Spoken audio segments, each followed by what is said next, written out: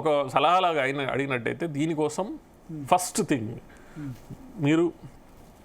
మీరు తాత్కాలికంగా అసలు లోకల్ బాడీ ఎలక్షన్స్ చేయాలనుకుంటే మీకు కూడా మధ్యప్రదేశ్ మోడల్ ఒకటి సొల్యూషన్ ఉన్నది.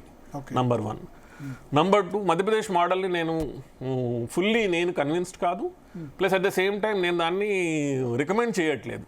కానీ తాత్కాలికంగా అంటే మీరు ఎన్ని రోజులు లోకల్ బాడీ ఎలక్షన్స్ చేయకుండా ఆపుతారు? ఎన్ని రోజులు లోకల్ బాడీ ఎలక్షన్స్ జరుగుతాయి? కేంద్రం నుంచి ఫండ్స్ రావడమే కాకుండా అసలు అక్కడ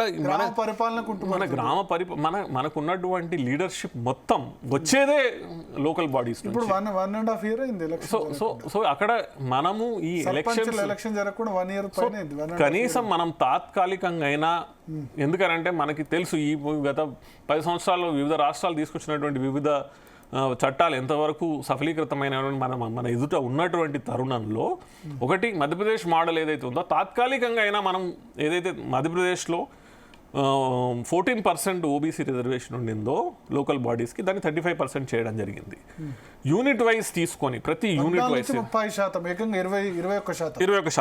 ఎవరు ప్రభుత్వం చేశారు? సో ఇది శివరాజ్ సింగ్ చౌహాన్ గారే ముఖ్యమంత్రిగా ఉన్నప్పుడు 2021-22లో he himself is OBC. But 3 terms ముఖ్యమంత్రి ఉన్న ఆయన ఎందుకు చేయలేకపోయారు? ఆయన ఓబీసీగా ఉండి కూడా ఏమిటి అంటే 2021 వరకు ఎందుకు చేయలేకపోయారు? ఆయన స్వయంగా ఓబీసీ కదా. బట్ 21 వరకు, ఎందుకంటే ఆయన I think is chief minister from 2005. ఆయన 18 years చేసినారు. 4th term లో మొన్న ఆయన చేసినారు. సో దాని పూర్వపరాలు నాకు పెద్దగా తెలియదు, ఎందుకు చేయలేదని నాకు తెలియదు. కానీ ఓవరాల్ దేశం మొత్తంలో లోకల్ బాడీస్లో మా గౌరవ సుప్రీంకోర్టు చెప్పినట్టు ట్రిపుల్ టెస్ట్ చేసి 14% నుంచి 35% లోకల్ బాడీస్లో ఓబీసీ రిజర్వేషన్ పెంచిన ఏకైక రాష్ట్రం అది మధ్యప్రదేశ్. సో ట్రిపుల్ టెస్ట్లో 3 కండిషన్స్ ఉంటాయి. ఒకటి, మీరు డెడికేటెడ్ కమిషన్ వేయాలి, డెడికేటెడ్ బీసీ కమిషన్ తెలంగాణ వేసినారు. నంబర్ 2, మీరు మీకేంటంటే ఈ ఎంపెరికల్ డేటా కావాలి కాబట్టి మీరు మొత్తం ఏవైతే లోకల్ బాడీస్ ఉన్నాయో లోకల్ బాడీస్ సంబంధించినటువంటి సర్వే చేసి మీరు ప్రతి యూనిట్ అంటే ఇప్పుడు మనకి గ్రామ పంచాయతీ యూనిట్, మనకి మండలం యూనిట్, జిల్లా పరిషత్ ఒక యూనిట్, మనకి మున్సిపాలిటీల యూనిట్, మున్సిపల్ కార్పొరేషన్ల యూనిట్, ఇలాంటి ఈ యూనిట్లల్లో ఎస్సీలు, ఎస్టీలు, ఓబీసీలు ఎంతమంది ఉన్నారు అనేది లెక్క వేయడం. అది 2 సెకండ్ కండిషన్. థర్డ్ కండిషన్ వచ్చేసి మొత్తం SC, ST plus OBC reservation, BC reservation మీరు ఎప్పుడైతే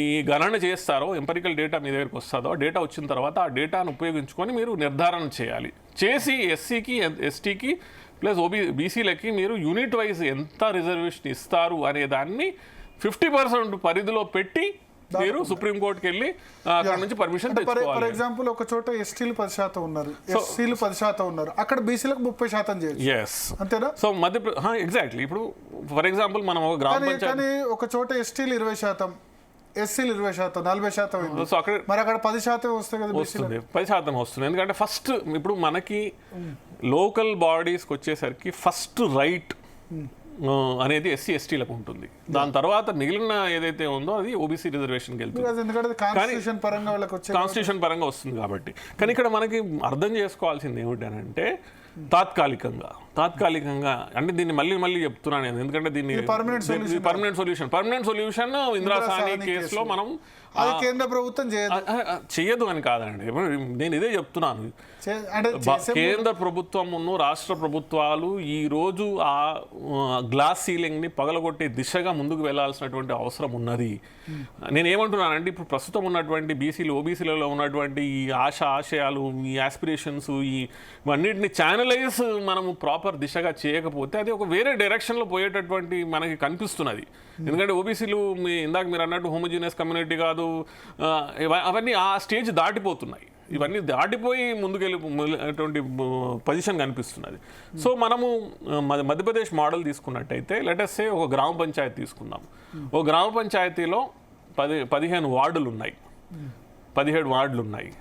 సో గ్రామ పంచాయతీలో యూనిట్ తీసుకొని గ్రామ పంచాయతీ మొత్తంలో ఉన్నటువంటి ఓటర్స్ ఎవరైతే ఉన్నారో వాళ్ళలో ఎస్సీలు ఎంతమంది ఉన్నారు, ఎస్టీలు ఎంతమంది ఉన్నారు, బీసీలు ఎంతమంది ఉన్నారు అని గణన చేసి ఉండాలి.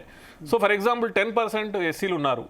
సో 10% ఆఫ్ టోటల్ 15 వార్డ్స్ అంటే 1.5 అంటే 2 వార్డ్స్ ఎస్సీలకి రిజర్వ్ అవుతాయి. ఫర్ ఎగ్జాంపుల్ 10% ఎస్టీలు ఉన్నారనుకో, మళ్ళీ 10% అంటే 15లో 1.5 2 2 వార్డులు అటు వెళ్ళిపోతాయి, మన 4 అటు వెళ్ళిపోయినాయి. 50%లో మనకి 15లో అని అంటే 7.5 అంటే 8. సో దాంట్లోంచి మిగిలిన ఎంత 2 + 2 + 4 4 వార్డులు బీసీలకు వెళ్తాయి. ఓకే.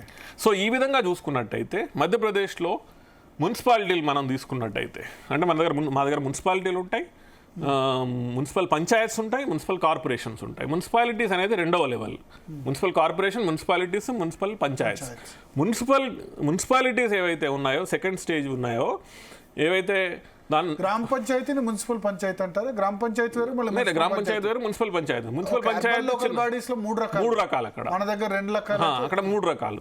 సో ఈ మధ్యలో ఉన్నటువంటిది ఏదైతే ఉందో అంటే అక్కడ 20,000 నుంచి 1,00,000 నుంచి 3 లక్షలు, 3 లక్షల పైన మున్సిపల్ కార్పొరేషన్. ఈ మధ్యలో ఉన్నటువంటివి 98 ఉన్నాయి, 98 మున్సిపాలిటీలు ఉన్నాయి. 98 మున్సిపాలిటీలలో ఈ రకంగా ఇందాక ఇప్పుడు మధ్యప్రదేశ్ మోడల్ ప్రకారంగా చేసినట్టయితే 30% రిజర్వేషన్ ఓబీసీలకు వచ్చింది అక్కడ మున్సిపాలిటీలలో. కొంచెం రూరల్లో ఎస్సీ ఎస్టీ పాపులేషన్ కొంచెం రూరల్ ఎక్కువ ఉంటుంది. అదే అర్బన్ లో మీకు కొంచెం తగ్గడం వల్ల ఓవరాల్ గా యూనిట్ వైజ్ తీసుకోవడం వల్ల 30% రిజర్వేషన్ మున్సిపాలిటీలకి ఓబీసీలకు వచ్చింది. అదే మీరు ఈ ఫార్ములా ఉపయోగించకుండా 16 + 20 ఏదైతే ఉందో తెలంగాణలో 16% ఎస్సీలు, 20% ఎస్టీలు తీసుకుంటే కేవలం 14% ఓబీసీలకు వచ్చేది. ఈ విధంగా మీరు 30% ఇవ్వడం జరుగుతుంది.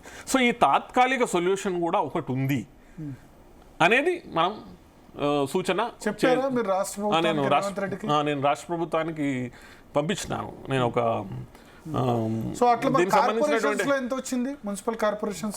మున్సిపల్ కార్పొరేషన్స్ లో కూడా సుమారు ఇంచుమించు అంతే, అరౌండ్ 30-35 దగ్గర వచ్చింది. సో అంటే ఈ లెక్కన అర్బన్ లోకల్ బాడీస్ లో కొంచెం ఎక్కువ వచ్చింది అవకాశం ఉంటుంది. ఎందుకంటే జిహెచ్ఎంసీలో గ్రేటర్ హైదరాబాదే అనుకుందాం 33% ఇవ్వగలిగారు. ఎందుకంటే ఎస్టీ పాపులేషన్ తక్కువ ఉంది ఇక్కడ. ఒకటి మాత్రం ఐ థింక్ 150లో 1-2 ఎస్టీ ఇచ్చారు. కొంత 33% ఇక్కడ ఇవ్వగలిగారు. ఎందుకంటే ఎస్సీ ఎస్టీ పాపులేషన్ గ్రేటర్ హైదరాబాద్లో తక్కువ ఉంది కాబట్టి. సేమ్ మీరు అన్నట్టు ప్రతిదీ యూనిట్ వైజ్ చేసుకుంటూ వెళ్తే, మున్సిపాలిటీ వైజ్ చేసుకుంటూ వెళ్తే అర్బన్ లోకల్ బాడీస్లో కొంచెం ఇవ్వడానికి ఎక్కువ అవకాశం ఉంటుంది. ఎందుకంటే అర్బన్లో కొంచెం ఎస్సీ ఎస్టీ పాపులేషన్ తక్కువ ఉండే అవకాశం ఉంది. ఎస్టీ పాపులేషన్ మెయిన్లీ చాలా తక్కువ ఉండే అవకాశం ఉంటుంది. ఎందుకంటే వాళ్ళు గిరిజనులు కాబట్టి ఎక్కువ, ఆదివాసీ ప్రాంతాల్లో ఎక్కువ, వాళ్ళు ఫారెస్ట్ ఏరియాస్లో, గ్రామీణ క్షేత్రాలు. సో దీంట్లో నేను చెప్పేది ఏమిటంటే, మనం తాత్కాలిక సొల్యూషన్ ఒకటి మధ్యప్రదేశ్ మోడల్ ఉన్నది. దాన్ని అంటే మనం లోకల్ బాడీ ఎలక్షన్స్ చేయాలి. ఎందుకంటే అది రాజ్యాంగబద్ధంగా, ప్లస్ మా గౌరవ హైకోర్టు కూడా చెప్పింది 30 సెప్టెంబర్లో మీరు చేయండి అనేసి. సో ఈ రూట్ని మనము ఎంచుకోవడం మంచిదా, లేకపోతే ఇతర రూట్ల ద్వారా ఎంత టైం పడుతుందో మనకి తెలియదు. అదేవిధంగా అసలు మనం మిగతా ఎంచుకున్నటువంటి రూట్ ఏదైతే ఉందో అసలు అది లీగల్గా స్టాండ్ అవుతుందా లేదా అనేది చాలా పెద్ద ప్రశ్నగా మారిపోతున్నది. ఇలాంటి తరుణంలో రాష్ట్ర ప్రభుత్వం సరైనటువంటి డైరెక్షన్లో వెళ్ళాలని నా సూచన. Madhya Pradesh model is the best model for temporary purpose, తాత్కాలిక. ఇట్లా చేస్తే ఎంత % రావచ్చు మన మున్సిపాలిటీస్లో, మన జడ్పీటీసీ ఎంపీటీసీలో ఎంతవరకు రావచ్చు మీ ఉద్దేశంలో? నేను జెడ్పీటీసీ ఎంపీటీసీలు నేను అనేది ఏంటంటే, అది మీకు ఇంచుమించు మనకు ఉన్నటువంటి ఏదైతే రిజర్వేషన్ ఉందో ఎస్సీ ఎస్టీలకు ఉందో అంతవరకే వస్తుంది.